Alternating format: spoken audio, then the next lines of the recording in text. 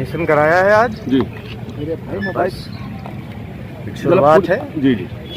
अच्छा होगा, उम्मीद करिए अच्छा रहेगा। अब्दुल्ला भाई, आजम खान साहब का नॉमिनेशन हो गया जी हो गया। प्रस्तावक ने क्या जरा थोड़ा सा बता दीजिए। ये तो भाई वकील लोग बता पाएंगे, मैं इस बारे में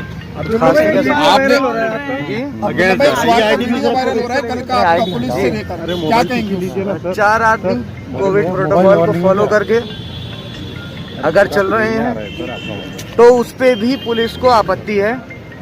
भारतीय जनता पार्टी हो, कांग्रेस हो, 15-15 गाड़ियों के काफिले जा रहे हैं, 15-15 गाड़ियों के पर्चे बट रहे हैं। छोटा वाला लाउड स्पीकर इस्तेमाल हो रहा है, किसी को नहीं दिख रहा। मैं अगर कोविड में किसी की मौत हो गई है और उसके घर के उस कॉन्डोलेंस या ताजियत में जा रहा हूँ तो उस पे भी फोर्स कई गाड़ियां डंडा लेकर उतरती है और लोगों को ये ऐलान करके कहती है कि मिलना मत वरना मुकदमा कर दे। आखिरकार पुलिस इतना टारगेट क्यों कर रही है आपको? मैंने उस वीडियो में एक बात कही थी कि कोई इस बात का अच्छा नहीं मानता। आप अगर पब्लिक को मारेंगे, बेकसूर लोगों को पुलिस के डंडे से मारेंगे, कोई इस बात का अच्छा नहीं मानेगा।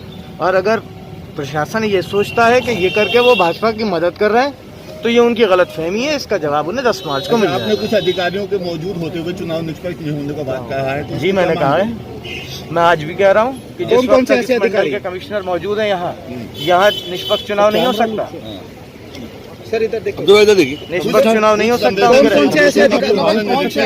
जहाँ पर समाजवादी का वोट होता था, डाला जाता था, उस बूथों का भी निरीक्षण कर रहा है। मैंने कहा ना, जब तक वो मौजूद है उस वक्त तक निष्पक्ष चुनाव नहीं हो सकता रामपुर जिले में। अब्दुल्ला जी, कौन से इतने अफसर हैं जिनकी वजह से? इतने अफसर नहीं है, बस एक अफसर है, मैं उनका बता चुका हूँ। उनके रहते इस मंडल में निष्पक्ष चुनाव नहीं हो सकता। बीजेपी कैंडिडेट को सपोर्ट कर रहे हैं, वो अफसर कौन है? वहाँ से ये भी तय होता है कि बीजेपी से कैंडिडेट कौन होगा।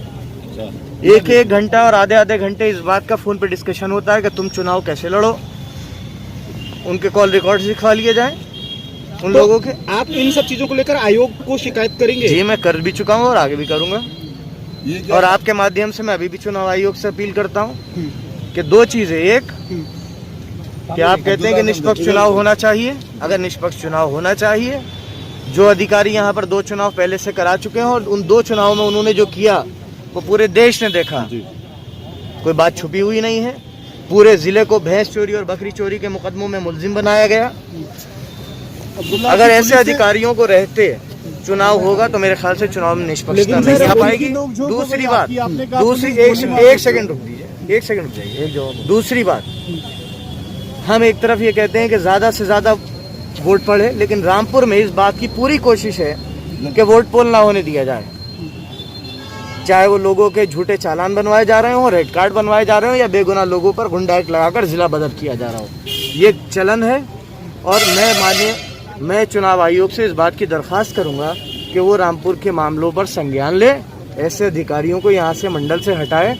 या फिर मैं सरकार से भी ये पूछूंगा कि बाकी अधिकारियों में वो सलाहियतें क्यों नहीं हैं कि उनकी जगह कोई दूसरा अधिकारी नहीं आ रहा, उनका एक्सटेंशन नियमों को ताक पर रखकर क्यों बढ़ा दिया गया। या तो बाकी अधिकारियों में कोई वो सलाहियतें न हो। अगर हमारे पास वो ऐसे अधिकारी और मौजूद हैं तो दूसरे अधिकारी क्यों नहीं भेज दिए जाते, या उनके पास कोई खास सलाहियत हो तो उसका बताएं। ठीक है अब्दुल्ला।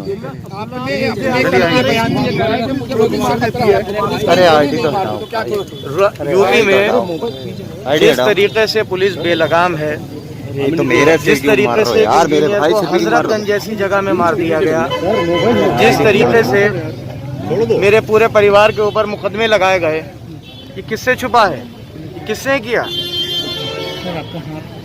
55,000 रेड कैट पार्टी का।